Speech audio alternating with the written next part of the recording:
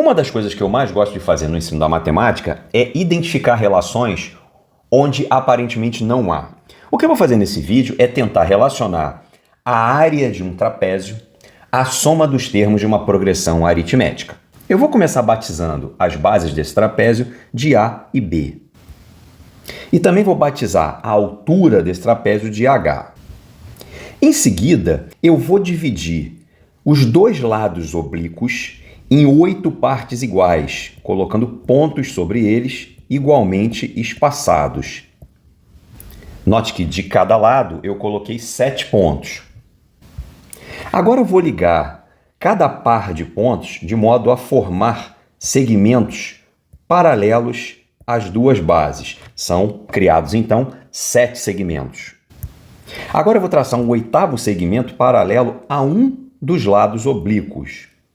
Por semelhança de triângulos, eu consigo perceber que, se eu chamar esse pedaço de R, esse daqui tem que valer 2R, consequentemente 3R, 4R, 5R, 6R, 7R e, finalmente, sobre a base B, eu tenho um pedaço que mede 8R.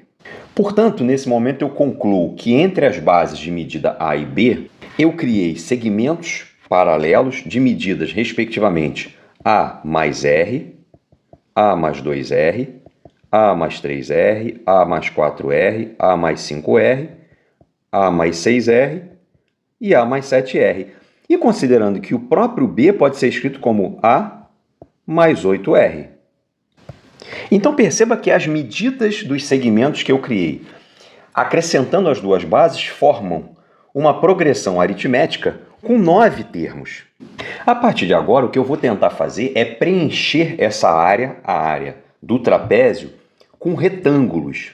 Só que eu vou usar esses segmentos paralelos como referência de comprimento para cada um dos retângulos.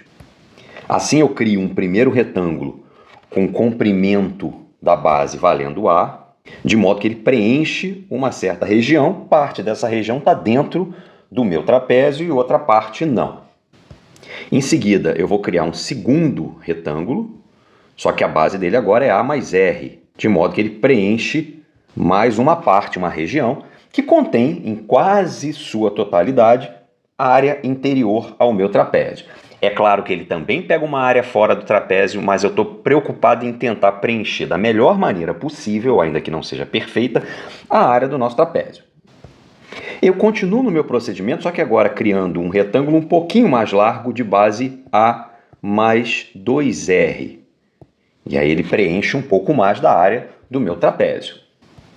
Eu vou repetindo esse processo até chegar na base inferior do nosso trapézio, onde eu faço o último retângulo, um retângulo que tem comprimento igual a B, que é justamente a base do nosso trapézio, a base maior do nosso trapézio. Com isso foram criados 9 retângulos. Não é difícil perceber que se eu somar as áreas desses 9 retângulos, eu vou ter uma aproximação da área do trapézio. Não vai dar a área exata, mas vai dar uma aproximação razoável. Então eu estou representando essa nossa conclusão através dessa soma. Acontece que a gente sabe as medidas das bases de cada um desses 9 retângulos e a gente sabe que as alturas são todas iguais. Eu vou então batizar cada altura de Hzinho. Com isso, a aproximação que a gente criou para a área do trapézio pode ficar escrita dessa forma. E eu ainda posso colocar o H em evidência, o que vai fazer com que a soma dos termos da progressão aritmética apareça claramente aí. Só que nós já sabemos que a soma de uma progressão aritmética é dada pela soma do primeiro termo com o último termo, que aqui é A mais 8R, sobre 2,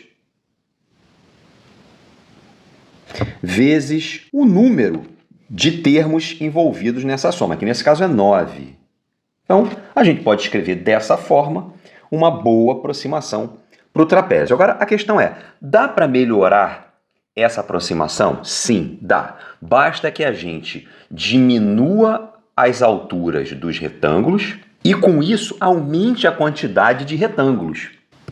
Então, de uma forma geral, é possível escrever essa expressão em função do número de retângulos que a gente vai criar.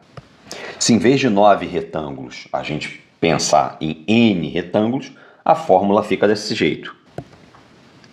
Agora você vê que a fórmula está adaptada para uma quantidade n qualquer de retângulos.